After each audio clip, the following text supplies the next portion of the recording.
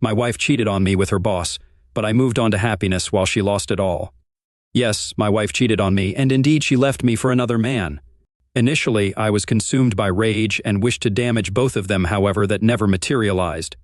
Nevertheless, I acknowledge this might appear as a revenge story, though that was never my intention.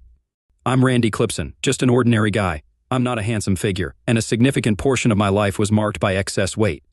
A shift occurred in high school due to my involvement in football, earning me the nickname Chipper. They used to say that if I chipped someone, they were going down. At 6 feet 3 inches in height and weighing 260 lbs, playing football was somewhat expected. While not excelling as an athlete, I possessed substantial upper body strength even in high school, enabling me to push defensive linemen backward. Football proved instrumental throughout my 4 school years, aiding in shedding the excess fat I had carried for most of my life. Despite retaining a bit of a belly, the accumulated muscle more than compensated. Nonetheless, having been overweight for most of my life, the self-perception as a fatty lingered. Coupled with this mindset, I was painfully shy due to constant weight-related teasing during grade and middle school. In high school, being a football player shielded me from such mockery, and it came with certain privileges, no longer making me an outcast among the girls. Despite not attracting cheerleaders, some girls were willing to go out with me. Nonetheless, I didn't engage in much dating until my senior year when I crossed paths with Cindy. Cindy Crawley transferred to our school in the latter part of my junior year, but she caught my attention only in senior year. Despite possessing the most beautiful face I had ever seen, Cindy carried at least 30 to 40 pounds of extra weight. This deterred most boys in my class, and I regret to admit that I initially shared that lack of interest. Our connection deepened when we became chemistry partners. While the subject was complicated for me, Cindy excelled and provided significant assistance. I owe her for my success in chemistry, which likely paved the way for my college journey. During our partnership, I discovered Cindy's friendly and humorous nature, along with the shared background of starting school late. Cindy had overcome a congenital heart defect, and I was held back a year by my parents, making both of us 19. Summoning all my courage, I decided to ask her out, understanding her initial suspicion given her challenging past. Despite her reluctance, she agreed to go out with me. Our first date, a simple outing to the movies followed by an ice cream soda, was enjoyable. However, my shyness prevented me from attempting to kiss her. Instead, I shook her hand and asked if I could call her, and her thrilled reaction led to several subsequent dates over the next few weeks. By the third date, I summoned the courage to give Cindy a kiss on the cheek, progressing to necking and reaching first base. The more I encountered Cindy, the more my affection for her deepened. While my developing romance was progressing, the football season took an unexpected turn. Cavern High, my high school, wasn't renowned for football prowess, but this season brought a surprising alignment of stars. Kirk Simmons, our standout quarterback, led the team with the Bailey twins, Todd and Jason, serving as our running backs. Now positioned as the left tackle, I successfully shielded Kirk's blindside, ensuring he remained unscathed. Despite losing our initial game to Mohawk High with a score of 21-7, a perennial football powerhouse, we rebounded with 7 consecutive wins, progressing to the regionals. Although we reached the state finals and suffered a 28-4 defeat from Towson High, there was a positive note, triumphing over Mohawk High in the semifinals with a satisfying 38-7 victory. My apologies for the occasional indulgence in reminiscing about the glory days of high school football. Meanwhile, my relationship with Cindy continued evolving to the next level. As prom season approached, I promptly invited Cindy to be my date. Her joyful acceptance was sealed with a big affectionate kiss. Over the 4 weeks leading up to the prom, Cindy underwent a crash diet, shedding about 20 lbs to fit into the prom dress she had acquired. When I picked her up for the prom, my eyes nearly popped out of their sockets. Despite being what most guys might consider on the heavier side, I found her stunning. Cindy always had a generous bust, but it became more pronounced in that light blue prom dress. The dress struggled to contain her chest, which threatened to spill over. The entire evening was a dream as we danced together. As the night concluded, I suggested going parking, but Cindy had different plans, directing me to a wooded area about 30 miles outside of town. Cindy explained that her uncle had a small cabin he used for hunting. The cabin was indeed small, featuring only a tiny kitchen, a couch in front of a television, a bed, and a bathroom. We started on the sofa with our usual playfulness, concluding the night on a high note. Despite our extracurricular activities, I got Cindy back home 15 minutes before her 2 a.m. curfew. Cindy and I remained close throughout the rest of high school, engaging in a physical relationship while being cautious with protection. Following graduation, I received a partial football scholarship at a Division II school 2 states away, while Cindy opted for a local community college. My major was computer science, and hers was psychology. Since I was heading off to school, we discussed what to do about our relationship. By mutual agreement, we decided to break up, feeling it wouldn't be fair to hold each other back. It was the toughest decision I had ever made. I can't even explain how awful I felt going off to school and leaving Cindy behind. She told me that if we were meant to be together, it would happen. I was terrified of losing her and hurting so badly. Upon my arrival at Mountain Ridge University, the thought of heading straight home crossed my mind, but I couldn't go back on my commitment. I had pledged to honor my commitment to the university, and my strong desire for a college education fueled my determination. The only solution I could think of was immersing myself in football practices and schoolwork from morning till night. I dedicated myself to keeping my mind occupied, despite the coach's advice against it. My coaches and teachers were impressed by my work ethic. Taking a full load of classes and being a college football player meant shedding fat and building muscle through intensive weight training, resulting in both upper and lower body strength. With only a partial scholarship, my parents covered the remaining balance, even though I knew they struggled with the cost. Playing football left me with no means to contribute financially. While I lacked funds to come home, I made a weekly call to Cindy, who appeared as devastated by our split as I was. My first college year concluded successfully, excelling in both football and academics. By the third game of the season, I earned a spot in the starting lineup, shifting to play left guard due to my slower speed. My increased strength proved beneficial, contributing to our 8-2 season record. Academically, I ended the year on the dean's list, much to my parents' delight. During the summer, Cindy and I resumed our relationship. I found myself deeply in love with her, or so I believed at the time. Reflecting on it, I've questioned whether it was love or just lust. After careful consideration, I lean towards love, as a small part of me still holds affection for her. I worked and took 3 online courses during the summer, determined to finish college as soon as possible. Cindy and I also resumed our bed activities, exploring each other's bodies whenever possible. I completed college in 3 years and married Cindy right after graduation. Both employed by the multinational software and electronics company Tri-Orbit Electronics in Virginia, we worked in software development and human resources, respectively. After saving enough money, we purchased a small house and began discussing starting a family. The first 3.5 years of our marriage were wonderful. Except for one aspect, we both gained a significant amount of weight. Cindy reached 230 lbs, and I weighed in at 310 lbs. I carried the extra weight better due to my height, but neither of us was content with the excess pounds. Despite unsuccessful attempts at dieting, my love for Cindy remained unwavering, regardless of her size. After 3 years of marriage with no kids, we consulted our family doctor. Following a series of tests, he found nothing wrong with either of us but suggested weight loss might aid Cindy's conception. So, for the first time in our lives, we embarked on a strict diet. 6 months later, Cindy was down 50 lbs, while I was only down about 25, but I must admit that I cheated more than I should have. Cindy's weight loss was noticeable, attracting attention from men. Alongside the diet, Cindy began going to the gym 5 days a week. Observing her transformation, I realized I had to step up my efforts. I strictly adhered to our diet and started hitting the gym with her. By the end of 1 year of dieting, Cindy had shed 80 lbs, and I had lost 90. While we both felt really good about ourselves, sadly, our weight loss was going to bring me a broken heart. As Cindy continued to lose weight, she started dressing in more revealing clothing. Initially enjoyable, I became displeased when I overheard some comments at work. However, I couldn't say anything because for her whole life, Cindy had been an ugly duckling. Now she had turned into a beautiful swan. The real problem for me arose when Kirk Simmons was appointed head of human resources.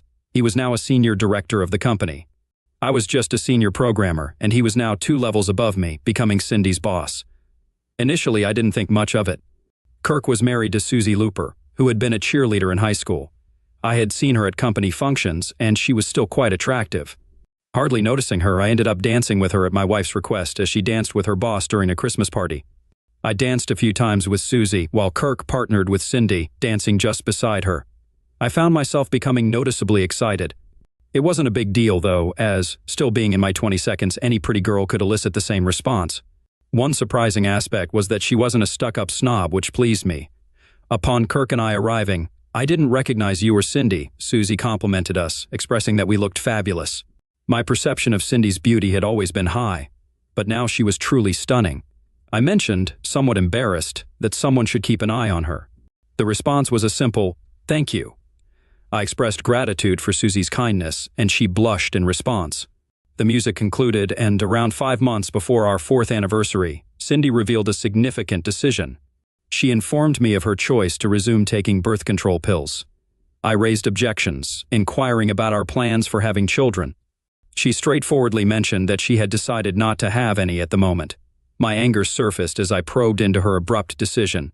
She reassured me, stroking my arm, stating, "Look, we can have kids. I just don't want to get fat again. I want to enjoy being slim for a while."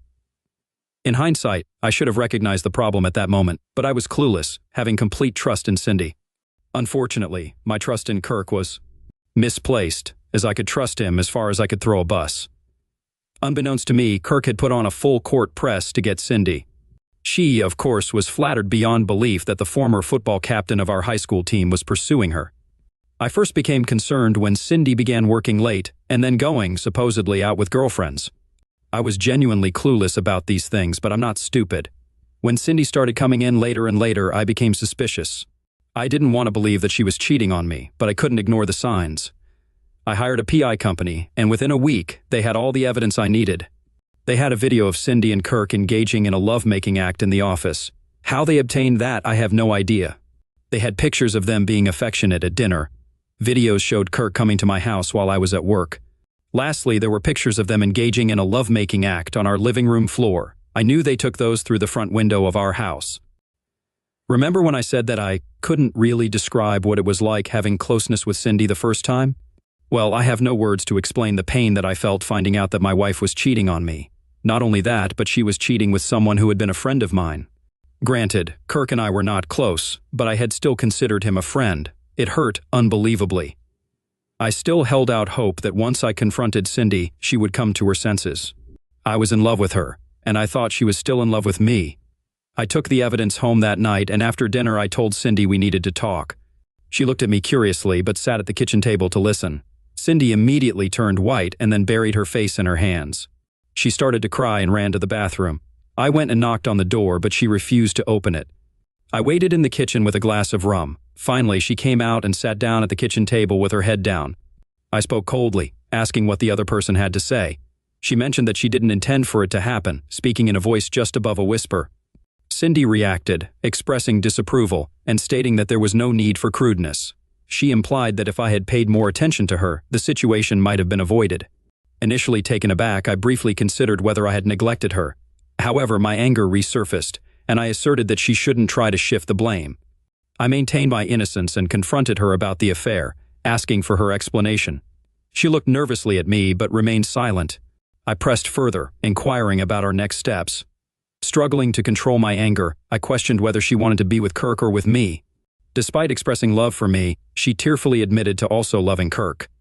I conveyed that a decision needed to be made, almost biting my tongue.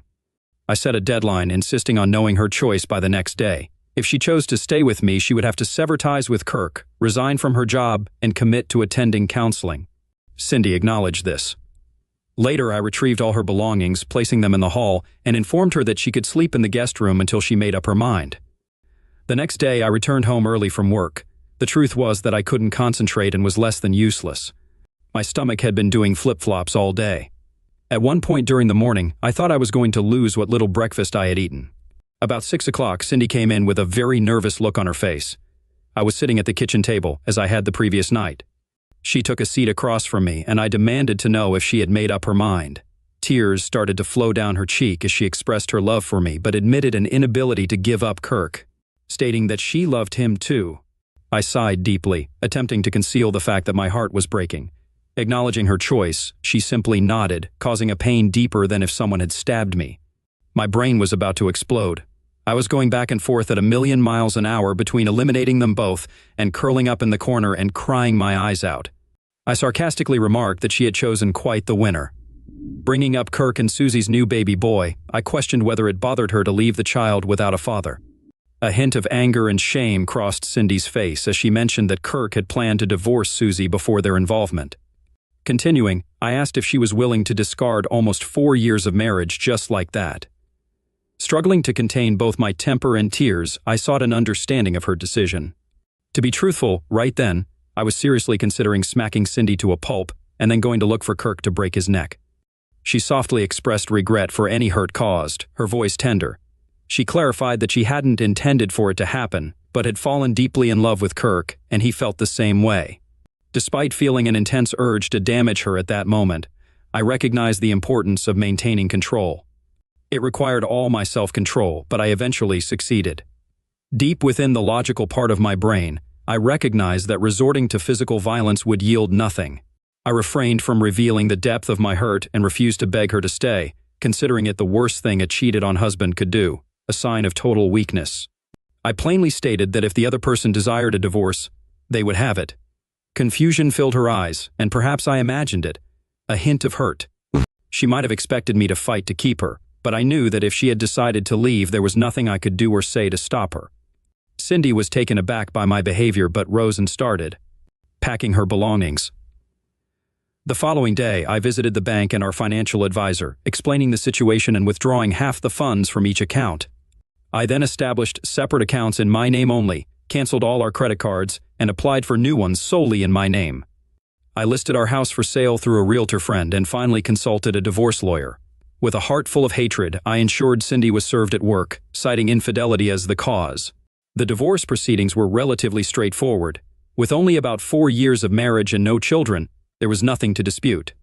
We split everything evenly and went our separate ways. Kirk's divorce was messier. Dealing with a child under a year old and Susie having never worked, he faced child support and alimony. One aspect of Kirk's divorce that admittedly brought me some satisfaction was his decision to cut costs on his lawyer. Instead of limiting spousal maintenance to a year or two, it was set at 15 years. Kirk wasn't pleased, but he signed the papers. 2 months after the divorces were finalized, Kirk and Cindy got married. It was a bitter pill to swallow. The initial week post-breakup left me utterly lost. Not being much of a drinker, that held no appeal. For weeks, revenge consumed my thoughts. I'm sure every guy who's been cheated on can relate. I even began searching the internet for information on how ex-husbands sought revenge on their former wives and lovers. I found myself in a dark place, even purchasing a weapon. Then, as I read story after story about guys getting revenge, a shift occurred in my perspective. Initially, my thoughts of revenge were centered on violence. Subsequently, I considered damaging their property, contemplating ideas like flattening all their tires, putting sugar in their gas tanks, flooding their new house, and various other impractical schemes. As I read more revenge stories, I recognized the absurdity in most of them, realizing no feasible way to achieve the revenge I desired. Eventually, I sought counseling at my church. The pastor spent almost 2 hours explaining that seeking revenge wouldn't alleviate the hurt from my wife's betrayal. Regardless of how much pain I inflicted on my former wife or her new husband, the emotional anguish would persist. The pastor's advice, though seemingly simple for someone with my kind of pain, emphasized that only time and distance would heal my heart. Despite my initial skepticism, I acknowledged that being near Cindy without the possibility of being with her would continually reopen the emotional wound. I also accepted the pastor's truth about revenge. It wouldn't alleviate the hurt. Consequently, I followed his counsel, necessitating the establishment of distance between Cindy and me. An opportunity arose when I heard rumors that the company was in trouble. Apparently, the firm had entered into a contract with the Defense Department. The deal promised significant profits, but there was a downside. Our firm was charged with developing an entirely new software and electronics package for the Air Force's fighters and bombers. It's entirely classified, so I can't provide details. Suffice it to say, it aimed to position the United States ahead of Russia and China, contingent on my company's successful delivery. The rumor circulating was that the project was significantly behind and over budget, making it different from typical government contracts. While substantial profits were at stake, the company faced great risk. Unlike other government projects, there would be no progress payments during the development of this software and its accompanying electronic components. Tremendous penalties loomed for late delivery, and the company could possibly go under if the project didn't meet the contract requirements. As one of the senior software designers, I was called in to consult on the impending disaster. Most other designers were hesitant to get involved, updating their resumes and considering leaving the company. Taking on the project meant risking termination and potential company collapse. The stigma of failure would linger for a long time. However, considering my modest needs post-divorce, the prospect of losing my job seemed manageable. Learning that Cindy was pregnant added emotional weight, as I had always envisioned starting a family with her. Evaluating the project data provided, it became clear that the chosen direction wouldn't work. Despite the risks, I agreed to take on the assignment and headed for California, putting about 3,000 miles between my ex-wife and me. Reminiscent of my first year in college, I delved into my work, enduring long days, sometimes spanning 20 hours, leaving little time to contemplate Cindy. I terminated 3/4 seconds of the programmers and all engineers handling electronic components, bringing in fresh talent. Despite the looming 11-month deadline, I scrapped their progress, relying on the creativity of engineers I brought on board, including some poached from rival companies. Their skepticism turned to astonishment when I explained what I wanted them to build and why I envisioned the electronic components in that particular way. Yet the challenge shifted to making the software functional. Gradually, we crafted a program that instilled confidence in me. It wasn't until 3 weeks before delivering our product to the military that I was certain of our success. The initial test merging the software and electronic components displayed a 96% success rate. Scanning the 4% that hadn't worked, I identified easy fixes. The revelation of our program's success triggered a surge in company stocks by over 300 points within a couple of months. Subsequently, the Defense Department announced the expansion of our contract to include the Navy, Army, and Marines, forecasting billions in profits. The success didn't halt there. I recognized the potential to tweak the program for various commercial applications. Essentially, we removed all classified information, creating an outstanding platform for practical uses. The array of things adaptable to this program seemed boundless. Following this triumph, I earned a promotion to Senior Vice President, tasked with developing these commercial applications. In the years that followed, frequent returns to the Virginia home office never led to encounters with Kirk or Cindy. Despite not anticipating any impact on me, I desired no contact, having nothing to convey to either of them. The pastor's counsel about putting time and distance between heartbreak had proven 100% accurate. I had moved on. During one visit, I unexpectedly met Kelly Bailey, a former cheerleader from Cavern High and Susie's best friend. Aware of her marriage to Jason Bailey and having a son before I met Cindy, I always harbored a crush on Kelly, the prettiest cheerleader. Kelly's warm demeanor in high school made her impossible not to like. Although she had aged somewhat, she remained physically attractive. In contrast to Cindy's short blonde hair and ample figure, Kelly, standing barely 5 feet 3 inches tall, had long black hair and a proportionally smaller chest. A shared warmth in their smiles was the commonality. Stunned that she recognized me in a grocery store, preparing for a board presentation, we exchanged smiles. Despite a few gray hairs and small wrinkles, I still had a slight crush. Kelly called out to me as I pondered over frozen dinners. Upon recognizing her voice, I blushed slightly. She then stopped her basket next to mine, and I greeted her with a smile, expressing my flattery at her recognition. She confessed that she wouldn't have recognized me if Susie hadn't pointed me out during lunch at Tri-Orbit. I was genuinely surprised when she mentioned that. She then smiled and confirmed that she had been working at Tri-Orbit for about 6 years, specifically in the marketing department. It surprised me to learn that Kelly worked at the same company as me. I felt a twinge of guilt for not knowing that, however, since I had little involvement with marketing, I shouldn't have felt bad. Still, I felt like I should have been aware. "How are you doing?" I eventually asked to ease my discomfort. "I'm doing as well as can be expected," she replied, a hint of sadness in her voice. "I'm divorced now. Jason has turned out to be a real idiot. Not only was he cheating with his secretary, but also with half a dozen other women. He even got one of them pregnant. I divorced him, of course. He got off pretty lightly considering what he was doing.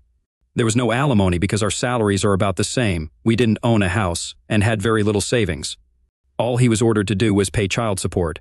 Still, I have to hassle him for it every month. I don't mind bugging him to get the money, but he totally ignores our son, Scott.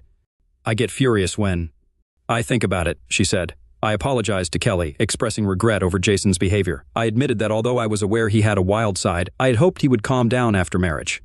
Pausing for a moment, I looked into Kelly's emerald green eyes, feeling unsure of what to say next. Eventually, I mentioned that my wife and I were divorced, with Cindy choosing to pursue. "Todd? No, Randy?" Kelly shook her head. "It was Kirk who pursued Cindy. Susie told me all about it."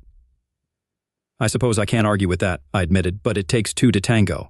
"You're not seriously thinking about eating any of these frozen dinners, are you?" she asked, eyeing my cart. "Yeah, I'm afraid so," I nodded. "I'm a terrible cook, and this is about all I can handle." "Look, if you'd like a home-cooked meal, why don't you come over to my house? It won't be fancy, but I guarantee it will be good." Initially, I hesitated, but the idea of a home-cooked meal proved too tempting to resist. I mentioned that I wouldn't mind having a real meal if it wasn't too much trouble. I couldn't recall the last time I had one. The evening turned out to be delightful. Kelly made meatloaf with mashed potatoes, string beans, and sherbet for dessert. It was enjoyable having someone to converse with. Scotty, as his mother called him, was a very outgoing and friendly kid. I discovered that he was a Tampa Bay Buccaneers fan like me. We had a great time discussing the team and their prospects for the upcoming season. I was a die-hard fan and also a season ticket holder. In fact, I had 4 season tickets on the 50-yard line. The company covered them because I would take potential clients to the games. When I didn't have any clients, I'd invite my buddies, and if I couldn't find anyone to go with me, I'd go alone. I'd give away the other 3 tickets, usually to people trying to buy from a scalper. Scotty expressed a wish to attend a game someday, sounding wistful. In response, I impulsively offered to make it happen. Once the words left my mouth, I realized I had overstepped and swiftly attempted to rectify it. That is, of course, if your mother approves. Scotty turned to his mother with imploring eyes. All she said is, "We'll discuss it." At the end of the evening, I apologized. "I'm sorry about the Tampa Bay Buccaneers offer. It slipped out before I realized. But just so you know, I have 4 season tickets to all the Bucs home games and a ton of frequent flyer miles. If you wouldn't mind him attending a game with me, I'd be thrilled to take him." She stood there with piercing eyes, and I realized that I had made another mistake. Quickly, I attempted to rectify it, but only ended up making another blunder. After a brief pause, I stuttered out that the invitation also extended to her.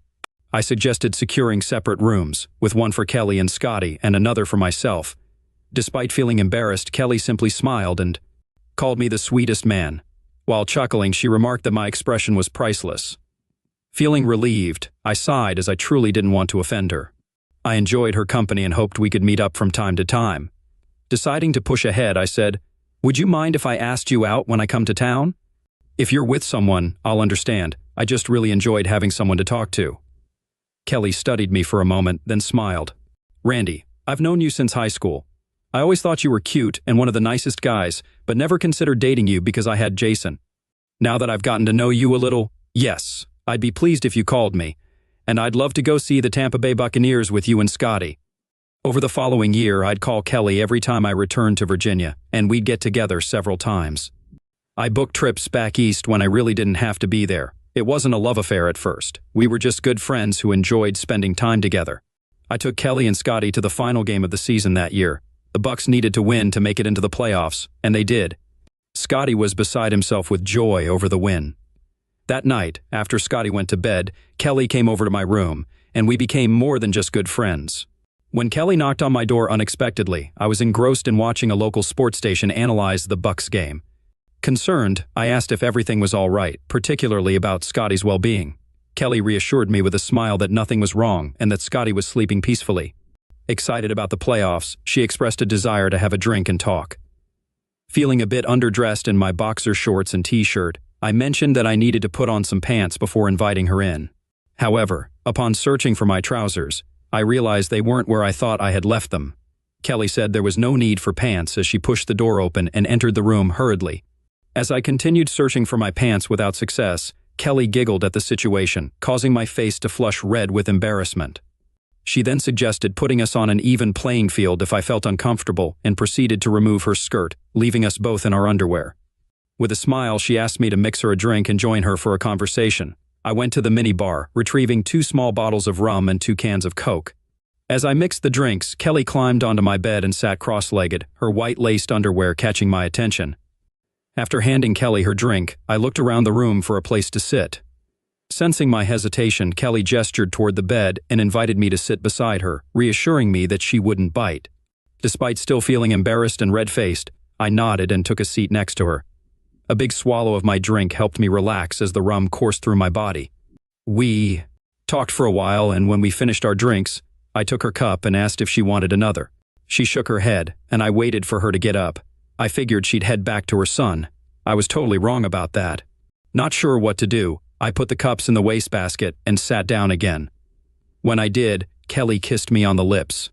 It was quick and soft, sending an electrical charge through my body. She saw my surprise and smiled. "I've been waiting for months for you to kiss me. I figured that you still thought of me as that high school cheerleader who was unattainable. Let me assure you that I am not that person anymore." Kelly had read me like a book. There had been so many times that I wanted to kiss her but was afraid. I didn't want to take a chance of losing her as a friend. I leaned forward and kissed her. We kissed a long time, with our tongues exploring every part of each other's mouths. She tasted so sweet. After we parted ways, I expressed admiration, mentioning that she was a beautiful and amazing woman. Kelly then laid her head on my chest. That night of passion surpassed my first time with Cindy. 6 months after that night, Kelly and I became engaged. Scotty was thrilled that I was going to be his dad. A year after that night, we were married.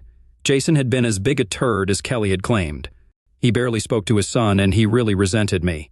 Jason was still close friends with Kirk, and every time he came to Kelly's apartment when I was there, he had to tell me how happy they were and what great closeness Kirk and Cindy were having. I guess he thought it would make me jealous. I just listened and said nothing. What I did learn was that Kirk was still heading up the human resources department for the company. But Cindy had given up her job to be a full-time mom. I was a little surprised to learn that Kirk and Cindy had 3 kids now, but it no longer bothered me at all. One time, when I heard Kelly on the phone giving Jason hell for not sending the support payment, I made the mistake of telling her to forget about it. I was more than willing to pay whatever for Scotty's needs. Kelly spoke sternly, insisting that I needed to stay out of the situation.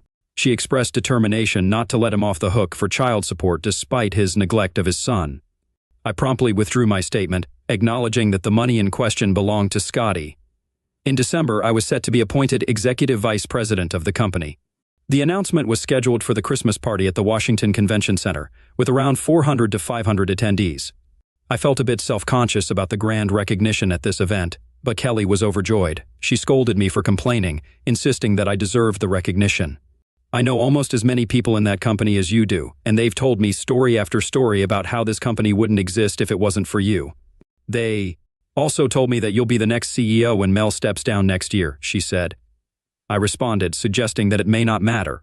However, she countered with a smile, mentioning that she was married to the most beautiful woman in the world and had a surprise for me. We recalled a past incident in Kansas City involving a mishap with a rubber. I acknowledged the memory with a nod, which was followed by a silly grin.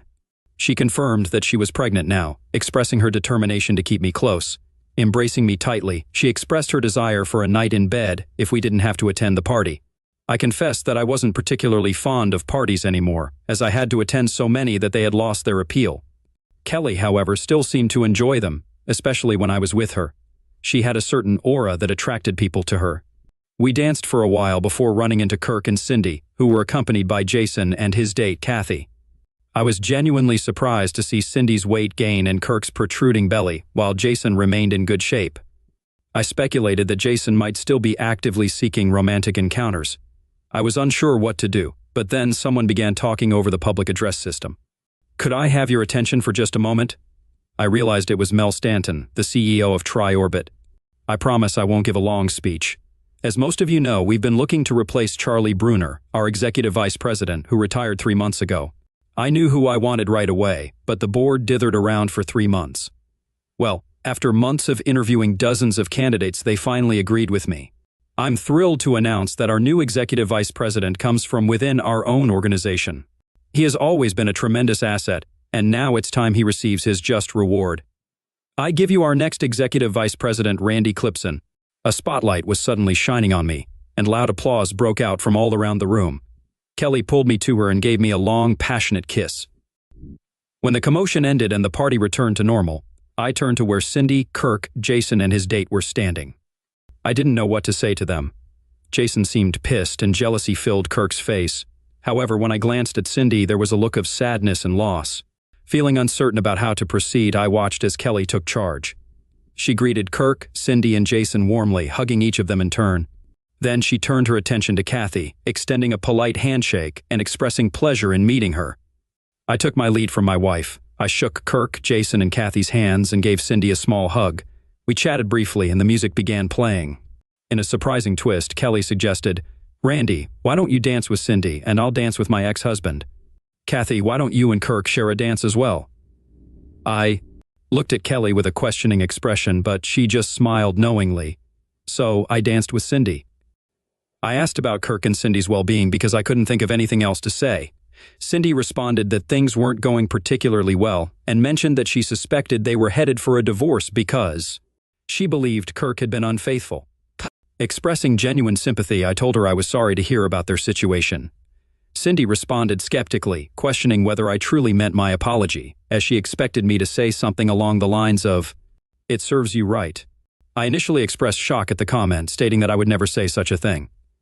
Then I realized there had been a time when I probably would have said something similar. Well, to be truthful, when we first broke up, if you'd come to me then, I probably would have said something like that. But I couldn't hate you. You were my first love, and it hurt to lose you. But life moves on, and so have I.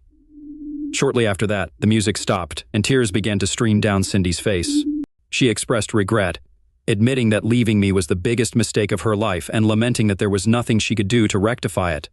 As I watched her walk away, I couldn't help but feel genuine sympathy for her. Kelly put her arm around me, prompting me to lean down and kiss her.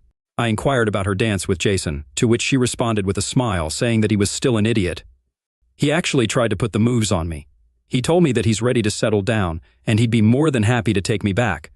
I just laughed at him and told him, why? Why would I want him when I had the greatest man in the world? I watched Cindy reach their table and sit down. Even from this distance, I could see the tears. Kirk and Jason appeared to be having a heated discussion. If I had to guess, I'd say that Kirk tried to put a move on Jason's date. I thought back to the pain I had felt when Cindy left me. Something like that never truly goes away. It's like a bad cut. It leaves a scar. I also thought of all the planning for revenge that filled me during that time. The pastor had been right. No amount of revenge would have ever stopped my pain. It indeed was time and distance that had healed me. As I said at the beginning, even though I had given up on the idea of getting revenge, I had, in fact, achieved it. My revenge was exacted in the only way that is truly meaningful to someone who has been cheated on. I was living well, loved, and totally happy.